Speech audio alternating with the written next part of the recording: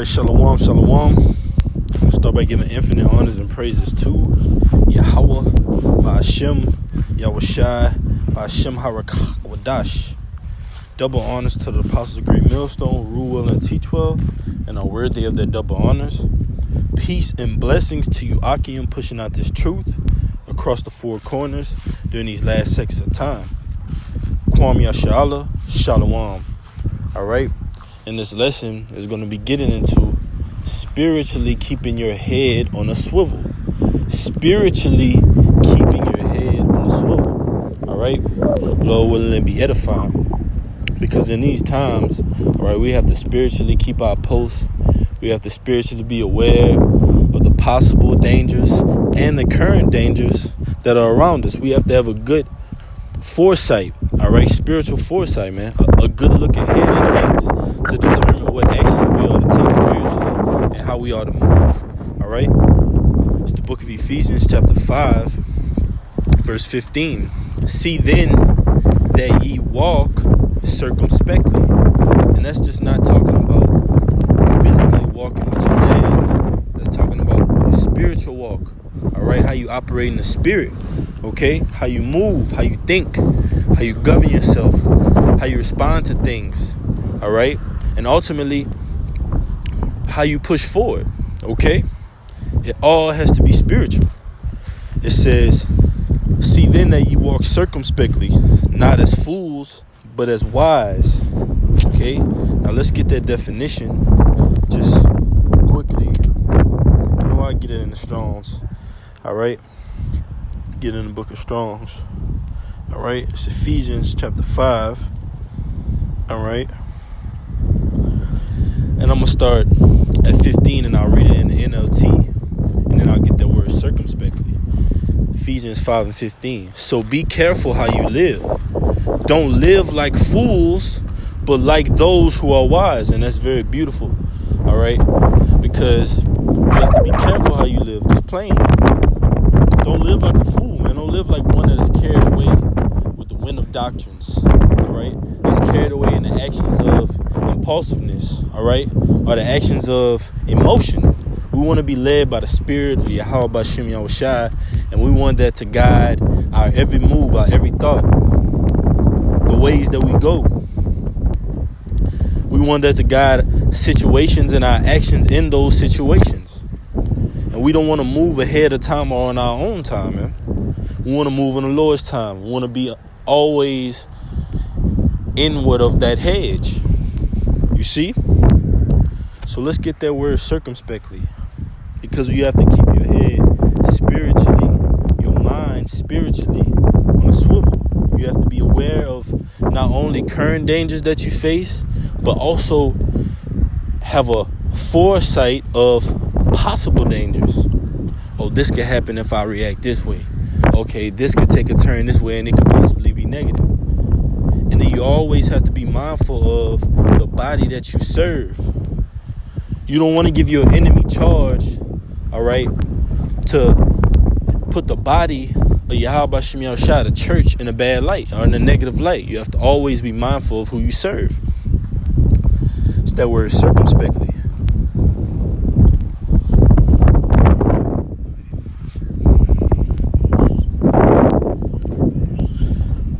Right? It says circumspectly. It says exactly, accurately, diligently. It says circumspectly, diligently, perfect.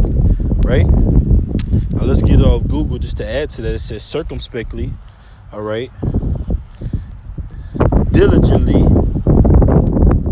perfect. Salakia, I spelled it wrong. Pulled it right up. It says circumspectly, meaning in a careful and prudent way. Discreetly. He uses it in the sentence. It says all preachers ought to work hard at living circumspectly as they are called to be examples. Let's go down a little bit. It says, what is the meaning of circumspectly? Careful. In a way that is careful and avoids risk. Right. You don't want to have to avoid, Salaki, you don't want to avoid you want to avoid the risk of acting carnal. All right. You don't want to put yourself in a situation where the only way out of that situation will be you doing something carnal. You want to always act in a spiritual mindset. That's discreetness, carefulness, watching how you move, always applying the scriptures. Because that's ultimately how you cleanse your way, man. The scriptures.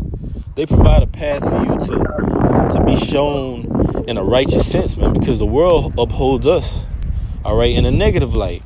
They put us in a carnal light, man. So any opportunity we can to show our righteousness through the spirit, we want to give heed to that. We don't want to give heed to the flesh and operate in carnality. Okay? Back in Ephesians 5:16, it says, redeeming the time because the days are evil. All right? And you always want to keep your head or your mind spiritually on a swivel because the days are evil. All right? World War III, false flag attempt could happen at any moment. All right? A knockout of the power grid could happen at any moment. The World Wide Web being shut down could happen at any moment. A major famine, another pestilence could creep up on the scene and judge this place at any moment, man. So you have to move circumspectly. And that trickles down into your personal life, off the camera as well, man.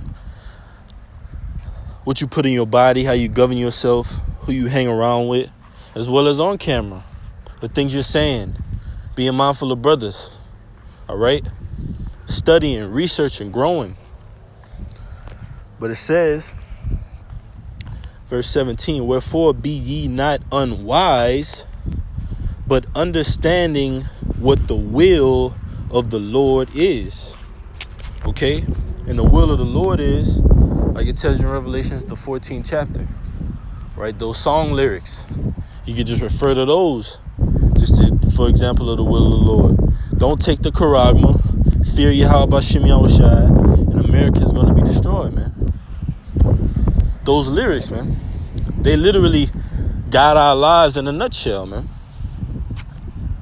As well as the devil walks about seeking whom he may devour, man, with his philosophies, with his doctrines, with his dogmas. Okay? So let's read it in NLT down to verse 17. Ephesians 5:15. So be careful how you live. Don't live like fools, but like those who are wise. Make the most of every opportunity in these evil days. And how you do that? All right? The scriptures tell you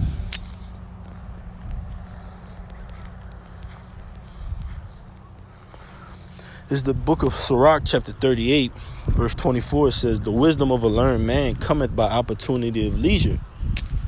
And it says here, make the most of every opportunity in these evil days. So you have opportunity of leisure. All these things are going on. All right. You have to make the most of it by building up your wisdom, knowledge, and understanding. Seeking spiritual routes, applying them to your life. Not only reading about the things, reading about the great men, reading about the prophecies, reading about the oracles, but applying them to your daily life, man. To make you a better version of yourself and ultimately defeat the flesh and overcome the flesh like Yahushua did. But it says, and he that had little business shall become wise. And now that little business that we have is this truth, man. Even though it's a big business, all right? But when it comes down to different doctrines, different philosophies, this truth stands above all those, man. This is our little sanctuary, man. All right? Now let's go back, okay? And let's get that word swivel, okay? Because the title of the lesson was spiritually keeping your head on a swivel. Now let's get into that. It's that word swivel.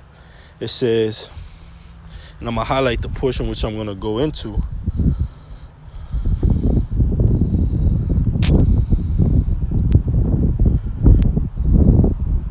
All right, that word swivel. It says, compare Middle English phrase, small swivings, men. Men who copulate infrequently. And copulate means to have sexual intercourse. And infrequently means what? Not often. And that's ultimately the lot of the men of the Lord, man. That intercourse going into different fornications of philosophy, different doctrines. The scriptures calls us virgins, man. All right?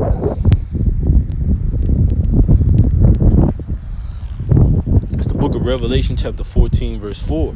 Because we don't go off into these different philosophies. philosophies, these different dogmas. This is our little business. This is our sanctuary. This truth, man.